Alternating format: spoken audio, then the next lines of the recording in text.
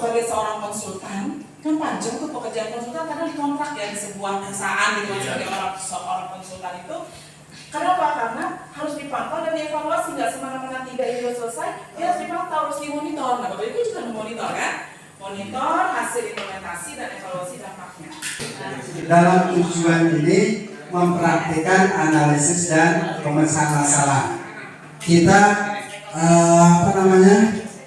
benahi dulu ya, dari konsep benahi. Nah, di benahinya ini kita temukan menggunakan komunitas belajar di satuan pendidikan untuk melakukan refleksi praktik pembelajaran.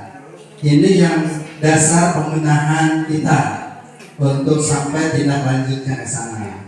Maka diidentifikasilah dari masalah tersebut, yaitu pendekatan pembelajaran yang sesuai untuk anak usia dini. Kemudian telaah data hasil belajar murid. Nah, tentunya hasil belajar murid ini kan rendah, ya, hasilnya rendah karena kurangnya keberhasilan di pembelajaran, proses pembelajaran.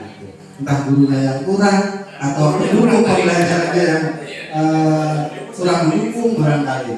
Kemudian selanjutnya adalah melakukan sosialisasi dan penguatan tentang pentingnya komunitas belajar pada seluruh warga sekolah, membuat komitmen bersama dan menyepakati tata nilai untuk standarisasi daripada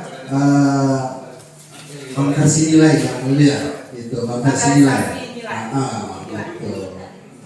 Nah, kemudian memasukkan jam efektif guru di sekolah, disiplinlah gurunya. Ya.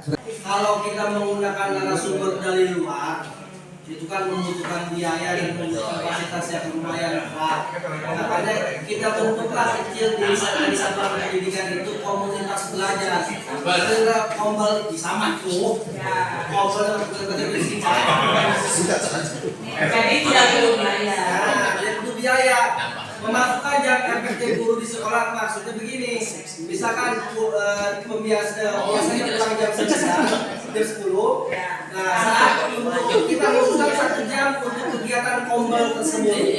Instrumen monitoring tentunya poin-poin ini agar ada baik di pemantauan di lembar pertama dan yang keduanya lembar penilaiannya. Ya, kita sesuaikan dengan konteksnya. Disesuaikan dengan itu. Tapi jangan lupa dari 8 standar itu pun tetap dimasukkan ini larinya kemana. Memberikan pendampingan dengan cara micro teaching dengan melihat secara langsung, gurunya mempraktekkan dan kami melihat kelemahan yang belum dikuasainya.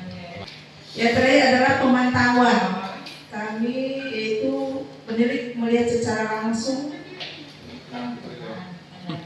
mengajar. Jadi pendidik datang ke kelas secara langsung, melihat secara langsung bagaimana guru yang sudah diberikan edukasi dan latihan-latihan itu sudah sesuai dengan RPPH atau skema yang mengajar. Kapan akan kumpulkan, waktunya dikasih tahu, karena mereka ada siapa. Tapi ketika itu dikasih tahu ternyata tidak sesuai. Perumusan solusinya, yang pertama menyediakan sumber buku belajar, ya, sebab supaya anak juga terangsang, ya, baik itu cerita, dalam cerita juga ada yang berkaitan dengan hitungan, karena numerasi itu bukan sekedar 1 tambah 1 matematika saja, tapi ketika dia bisa berbelanja menggunakan uang, kan itu ada hitungan di situ, membeli berapa, kembali berapa dan sebagainya. Jadi tidak terfokus dengan angka-angka, simpul angka. Yang kedua, rumusannya melibatkan siswa dalam pembelajaran numerasi. Artinya biasanya dalam pembelajaran matematika. Kita terkadang dulu mungkin tidak dialami oleh bapak-bapak, oleh kita semua. Karena kalau belajar matematika bosan, kabur, paling mumet gitu, takut. Nah, dan kebetulan seorang gurunya pun kadang-kadang salah gitu. Nah ini solusi lainnya adalah mengikuti guru dalam pelatihan, guru dalam pelatihan pembelajaran, terutama ya guru mata pelajaran itu sendiri. Peningkatan kompetensi guru, menyediakan pembelajaran, proses pembelajaran yang menyenangkan. Nah, setelah dari beberapa solusi ini, maka kami satu ambil rekomendasi yang bisa mencakup beberapa dari rumusan itu sehingga efisien. Ya, tadi pembelajaran menyenangkan, ya, media pembelajaran, menyebutkan guru dan latihan, dan kita satu rekomendasi adalah peningkatan kompetensi guru mata pelajaran matematika melalui pelatihan online ataupun offline. Nah, di dalam pelatihan tentunya baik itu mulai perencanaan, proses, dan asesmen. Wih, gak ada apa bahasanya. Nah, dan yang terakhir pemantauan, Pak, tolong ditulis.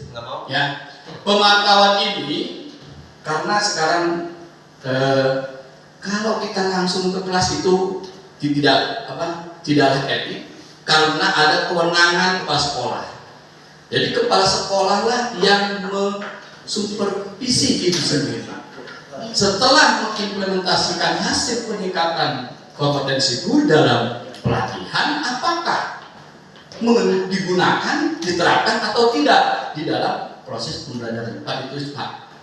Pemantauannya dilakukan oleh kepala sekolah yang nanti akan dilaporkan ke pendidik atau pengawasan sendiri. Dibuat kolom, identifikasi masalah, perumusan solusi, rekomendasi, dan pemantauan.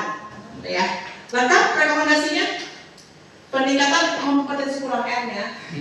Kompetensi guru atau matematika.